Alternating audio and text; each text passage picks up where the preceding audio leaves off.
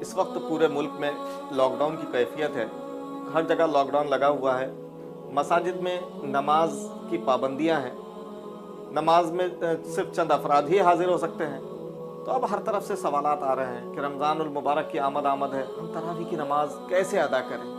لہٰذا تراویح کی نماز کا مختصر اور آسان طریقہ آپ کے سامنے پیش کیا جا رہا ہے کہ نماز عشاء پڑھ لیجئے، یعنی نماز عشاء کا جب وقت ہو تو 4 رکعت سنت پڑھ لیجئے، 4 رکعت سنت کے بعد 4 رکعت فرض ادا کر لیجئے، 2 رکعت سنت پڑھ لیجئے، 2 رکعت نفل ادا کر لیجئے، اس کے بعد 20 رکعت تراویح آپ کو ادا کرنی ہے۔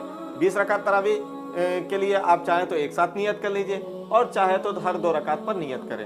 اس کی ترتیب یوں ہوگی کہ پہلی 2 رکعت میں سورہ فاتحہ کے بعد آپ الم تری کیف پڑھ لیجئے اور دوسری رکعت میں لإلاف قریش پڑھ لیجئے، تیسری رکعت میں آپ ارائیت الذی پڑھ لیجئے اور چوتھی رکعت میں انا اعطیناک الکوثر پڑھ لیجئے۔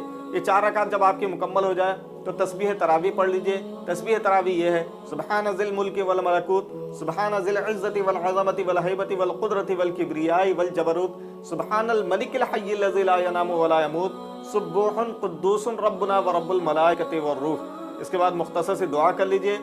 4 رکعت آپ کی مکمل ہو گئی۔ 5ویں رکعت میں اب آپ قل یا ایھا الکافرون پڑھ لیجئے سورہ فاتحہ کے بعد، اور 6ٹھی رکعت میں اذا جاء پڑھ لیجئے۔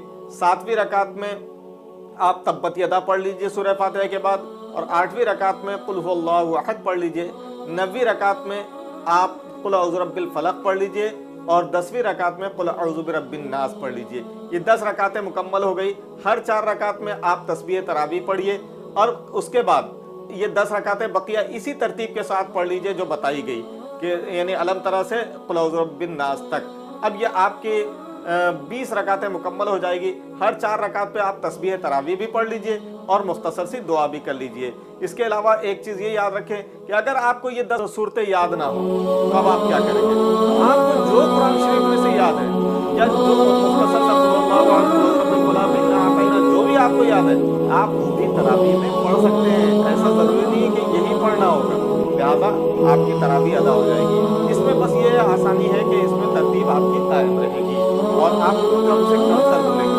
دوسرا مسئلہ یہ یاد رکھیے کہ تراویح میں دیکھ کر قرآن نہیں پڑھ سکتے، یعنی سامنے قرآن پاک رکھ دیا اور پھر اس کے بعد اللہ اکبر کہہ کے آپ نے سورہ فاتحہ کے بعد دیکھ کر قرآن شریف پڑھنا شروع کر دیا تو یہ درست نہیں ہے، لہٰذا اس کا بھی خاص خیال رکھیے۔ اللہ تعالیٰ ہم تمام کو رمضان کی برکتوں سے نوازے، آمین بجاہ نبی الامین صلی اللہ علیہ وسلم۔